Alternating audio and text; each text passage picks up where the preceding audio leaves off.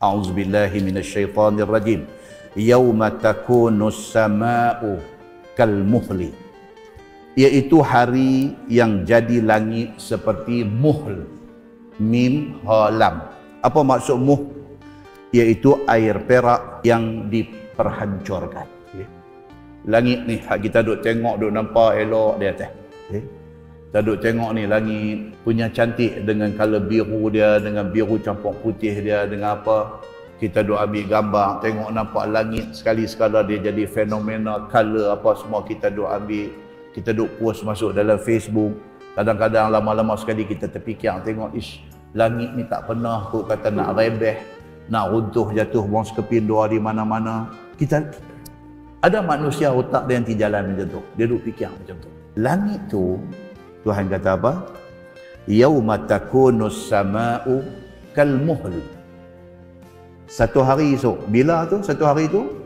Bila kiamat. Tuhan tukar langit hak kita duk tengok, hak kita duk kagum, hak kita duk rasa hebat yang nampak cantik ni, Allah tukar dia bagi jadi perak ataupun bagi jadi tembaga cayang. Perkataan al-muhlu ni ada satu terjemahan dia kata perak cayang, ada satu terjemahan kata tembaga cayang. Allah cayangkan dia dan dia jadi panas macam mana tembaga, macam mana perak cayang, dia turun mai atas manusia. Boleh jadi ke macam ni? Tentu jadi. Bukan boleh jadi, tentu jadi. Pasal apa kata tentu jadi? Pasal Allah sebut benda ni nak jadi di dalam Al-Quran. Baik. Wa takunul jibalu kal'ihni. Dan dijadikan oleh Allah pada hari kiamat esok ni bukit-bukit seperti ihnun. Ain ha simpui nun. Ihnun, iaitu bulu-bulu yang ringan dipelari angin. Dia kata dipelari. Ni pasal apa dia kata dipelari, tuan-tuan? Maksud dia apa? Bulu-bulu yang berterbangan. Kita ambil satu bulu halus kecil ni, buih terbang. Apa tu yang jadi macam bulu terbang tu apa dia? Bukan bulu betul ya tak? Bukit yang pejai, yang kukuh, yang selama-lama kita tengok tak pernah bergerak tu, tiba-tiba dia terbang macam debu, macam bulu buih angin. Bila ni nak jadi ni? Hari kiamat. Tuhan cerita dah benda ni. Wala yas'alu hamimun hamimah, dan tiada tanya oleh kerabat akan hal kerabatnya. Bila jadi aja kiamat, habis masing-masing selfish. Selfish maksud dia apa? Semua kira penting diri sendiri. Tak ada siapa dah teringat nak tanya. Bila tengok bukit tercabut terbang, bila tengok tiba-tiba nu air laut dia temuk naik, bila tengok-tengok nu kilat turun mai panah rumah berkecai, bila tengok macam tu, tak ada siapa dah pada masa tu nak tanya mak saya duduk tang mana, mak saya okey ke, mak saya selamat ke, anak duduk tang mana ni, anak Kuala Lumpur ni tahu tak kata benda jadi lagu ni, hang telefon dekat dia. Yang ni semua tak ada dah masa tu. Pasal apa kata tak ada? Pasal Quran kata la yas'alu hamimun hamimah. Pada ketika itu tiada tanya oleh kerabat. Kerabat maksudnya adik-beradik, family, akan hal familynya. Siapa pun tak tanya siapa dah. Kerana masing-masing dengan hal mereka sahaja. Masing-masing jaga diri sendiri bila jadi macam tu. Okey. Yubassarunahum. Sedangkan melihat mereka itu, yakni adik-beradik mereka akan adik-beradik yang lain. Duk tengok.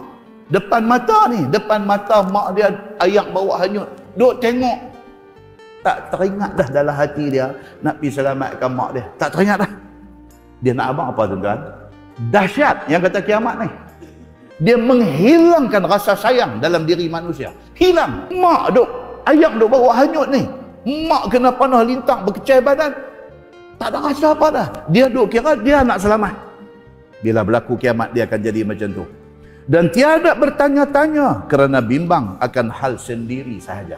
Masing-masing duk jaga dia diri sendiri saja mau selamat. Ya waddul mujrimu law yaftadi min azabi yaumi idzin bi banihi wa sahibatihi wa akhihi wa fasilatihi allati tuwi wa man fil ardi jami'a summa yunjih.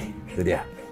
Cita-cita orang kafir pada masa tu agar dapat tebus dirinya daripada azab neraka pada hari itu dengan segala anak cucunya. Hari itu dia kira dia yang mau selamat. Kalaulah boleh ganti anak dia bagi mati, janji dia hidup, dia sanggup. Dahsyat. Ni kita dalam keadaan biasa ni tuan-tuan, dalam keadaan biasa ni Allah takdirkan anak kita sakit, wal-ayazubillah, minta jauh. Contoh, kita boleh minta kat Tuhan, minta, ya Allah, kata kesian budak ni, bagi sakit dia mai kat saya tanggung tak apa. Hari ni kita boleh, otak kita boleh jalan kot tu. Kita duk tengok ni, duk tengok anak kita, duk tengok cucu kita, Allah uji dia dengan sakit macam tu, terlintas dalam hati ni. Allah bagi mak kita bagi macam tu punya sakit, terlintas dalam hati ni. Ya Allah, ringankanlah sakit dia, bagi setengah kat saya. Tak cukup dengan tu ni. Bangkit sembahyang tahajud malam minta benda ni. Ada orang hari ni boleh buat. Dia bangkit tahajud pukul 4.30, pukul 5 pagi, dia boleh duk minta dengan air mata bergenang ni. Minta, ya Allah, minta bagi sihat anak saya. Ya Allah, saya sanggup terima sebahagian sakit dia. Ya Allah, pindah sakit dia mai kat saya. Tak gamak nak tengok anak sakit macam tu. Hari ni kita boleh ingat macam tu.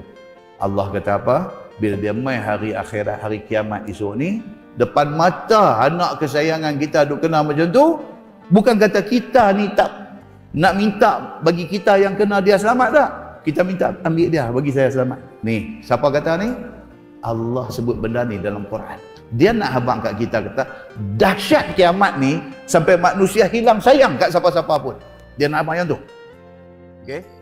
Maka kata depan ni apa? Dia sanggup tolak anak cucu dia bagi kena. Dia tolak isteri dia bagi kena. Tolak saudara dia bagi kena. Dan segala kaum kerabat keluarga dia yang berimpun pada nasab keturunan pada ketika susah. Waktu dia susah, dia pergi cari adik-beradik dia minta tolong masa atas dunia dulu.